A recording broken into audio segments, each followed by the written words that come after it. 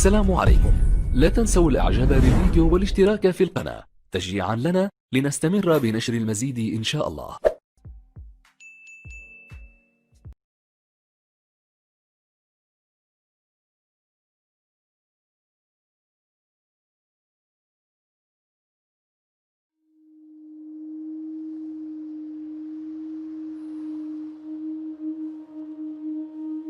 We are wondering what is happening to the world. Everything is changing.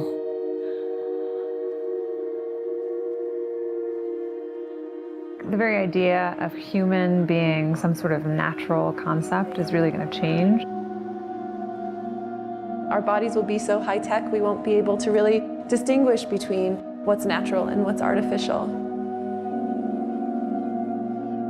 Inside our own heads is the most complex arrangement of matter in the known universe.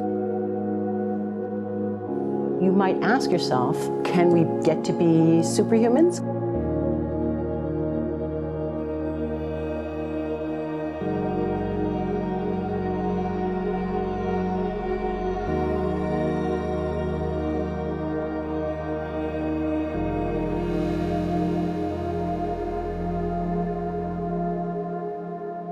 The original Industrial Revolution was driven by the discovery that you could use steam engines to do all kinds of interesting things. But that was followed by additional revolutions for electricity and computers and communications technology. We're now in the early stages of the fourth Industrial Revolution, which is bringing together digital, physical, and biological systems. One of the features of this fourth Industrial Revolution is that it doesn't change what we are doing, but it changes us. With the ability to visualize brain activity, for example, through a simple consumer-based EEG device, it gives us access to ourselves in ways that we've never before thought possible. It unlocks the black box that is the brain and enables us to really, truly be able to realize an identity that is aspirational. There's now a scientific foundation for the effects of mindfulness on the brain, on the genome, on biological aging. And when the human mind does know itself, then you get the potential for a new renaissance that restructures itself in terms of our relationship to life, our relationship to the planet, our relationship to work. We need a different economic model. And by that, I don't mean capitalism versus communism. What I'm talking about is a shift in the system along the lines of the two big changes that happened in the 20th century, Keynesianism, with a much greater focus on health and education and the role of government working with business, and then a reaction against that in late century to neoliberalism, where the focus was on free markets, freedom of the individual, and getting governments out of the way. We need a shift to a new system that will allow us to meet the basic needs of every human on the planet, that will live within planetary means, that will be fairer, and that will be focused as its key goal, not on growth per se, but on maximizing human well-being. And history tells us that a values shift is triggered by creation of a new story about how we want to live. I see the circular economy as something which fits very closely with mankind's goal to be innovative and creative and to always progress. We can use asset tracking, we can use IT, we can use 3D printing to enable this different economic model to recover materials, feed them back into the economy, and really to decouple growth from the resource constraints we have. The reason we live in cities is not different today than it was 10,000 years ago. Even if we have got networks connecting us, we still want to have places where we meet in person. So this means the place where we work and the place where we live are much closer to each other, a city where we don't need to have big supply chains in order to produce things, where many things can be sourced locally thanks to 3D printing and robotics.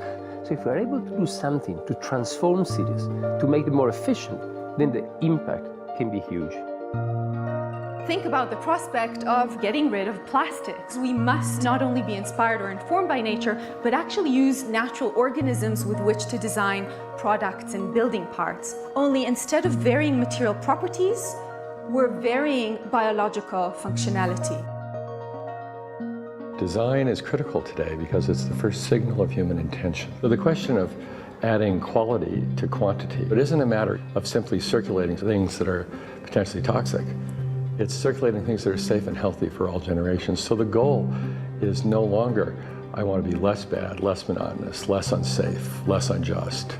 It's really about a diverse, safe, healthy, and just world with clean air, clean water, clean soil, clean energy. Together we are fighting to preserve our fragile climate from irreversible damage and devastation of unthinkable proportions. If we think about the original Industrial Revolution, it was an energy revolution. I like to think of it as a kind of bookending of a period in human history during which we used fossil fuels, and it worked very well for us for a long time.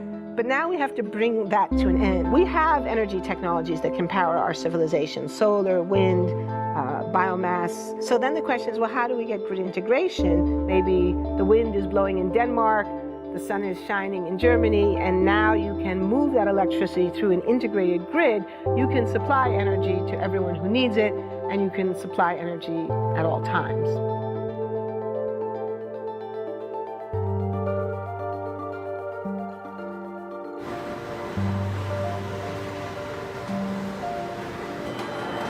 Walking around, you do see different stuff as far as like the body marriage line. They use a lot of things that help them lift up and move things to the car. You just sit there and, program something, and it has its own set mind to go ahead and do everything. And then as humans, we just come in and take the extra step to help the technology. It's not the cure-all for everything. There's definitely a lot of things where people perform the operation better, but certainly for the right applications, robotics are a huge improvement for the process.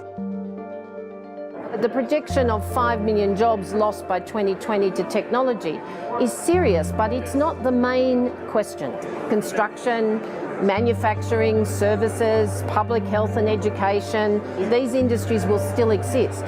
The main question is, what will be the future of work? How will we define work? How will we share the wealth?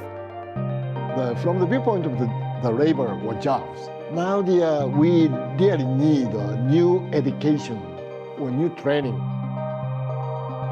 We're working with a World in Motion in FIRST Robotics, trying to encourage students from 3rd grade all the way up through the end of high school. We had students make sailboats, and then we had them race them, and so they could see how quickly they could move. And they immediately went back and started to say, oh, I saw what happened, I'm going to go change this or that. And that was 3rd graders. I've just given a prize to a kid of 18 years old that has discovered something really very, very unique. Came up with how to get better productivity and better yields for seeds of corn. And so he basically came with the idea that if you would perforate these seeds, you would get more food. And you think about it and say, but he didn't go to university. So how does he get all that knowledge? And he told me, I've been watching YouTube since the age of 12, and I'm so interested that I've seen everything about it. I've read everything about it. The world is really open to learning. The thing is, how do you give the incentive to your kids to do that? It's this ability of digital technology to change outcomes, to truly empower people all over the world that can create a more equitable growth, because I think the world needs that. Fourth Industrial Revolution has the potential to make inequalities visible and to make them less acceptable in the future, and hopefully to gather and garner political support to take the necessary decision to reduce the gap. Humans have always been using tools, but because of the recent advances in technology, we're beginning to have machines that can augment us in all sorts of interesting ways. I was the first person in the world to be able to voluntarily move my legs while stepping in a robot by exciting the nervous system using electrical stimulators directly onto the spine. We believe that a cure will be possible if enough of the right people have the will to fast-track a cure for paralysis.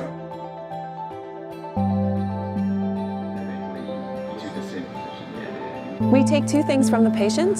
First, we take a three-dimensional X-ray and we extract the three-dimensional data out of that so we can make a perfectly shaped puzzle piece. And then we also take a sample of fat tissue from the patient so that we can extract the stem cells out of those. And we use those stem cells with this three-dimensional scaffold that we fabricate, and after 3 weeks we have a piece of living bone that's ready for implantation.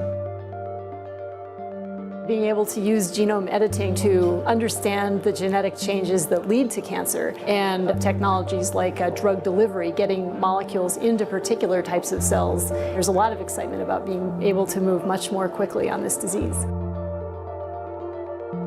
One of the things that I think is so essential to free and open societies is freedom of thought. And up until now, the conversation we've been having is around freedom of speech. Once we can access people's thoughts and access people's emotions, we have to create a space that enables people to think freely, to think divergent thoughts, to think creative thoughts. And in a society where people fear having those thoughts, the likelihood of being able to enjoy progress is significantly diminished. We need to take responsibility at every level of society, from the individual and the personal to the institutional to the global, to adapt to these technological challenges and changes which are redefining what it means to be human, what it means to work, what it means to be completely embedded in this world. People always ask me if I'm an optimist or a pessimist. The technology exists, but how do we get it and implement it at the scale we need at a price that people around the world can afford?